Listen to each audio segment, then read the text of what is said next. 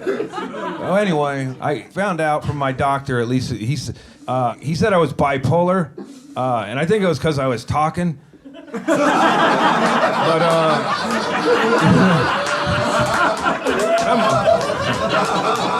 I am no one to say no thanks to a diagnosis that includes drugs.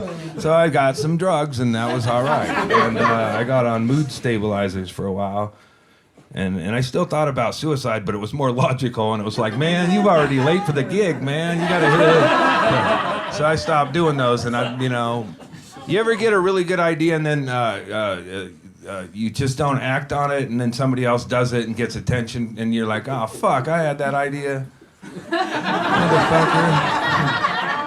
But, yeah, that's how I felt when Brody Stevens died. I was like, oh, man, I was going to hang myself. I had ropes in my backyard. I had ropes that I had to get other ropes to climb up to. The tree grew. I mean, it's like I can document. I had that idea about 7 or 8 years ago. Yeah, I would be dead now if I just could finish something. I was like, let me take another look at that, and then I overthink it, and then it's really hard. Like suicide notes are like, it's just coming up with that opening sentence is tough. You can just keep like kind of riffing on it or whatever. You can come up with it or what. Maybe if I had that drag on thing. Dear everybody, so I'm bipolar. So and I got a bad reputation in comedy. So I stay on my deck a lot of times, and I don't have a bad reputation there. The squirrels like me just fine.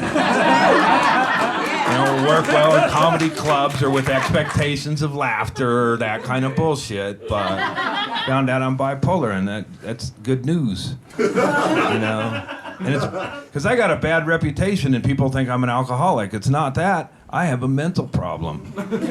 So people need to fucking get aware of what we go through with a mental illness.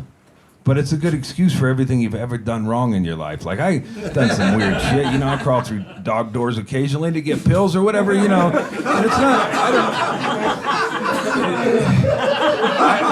I haven't really seen that court case or whatever, but is that technically a dog door ain't breaking and entering? I mean, if they put a thing and lock the door, and then I still try to get in, then I'm a bad doggy. Probably need to go down the street and go through that dog door, because I have an undiagnosed medical problem. I was trying to fill with drugs and alcohol. It filled a hole in my heart. I can't handle it, don't worry. Can't do it no more.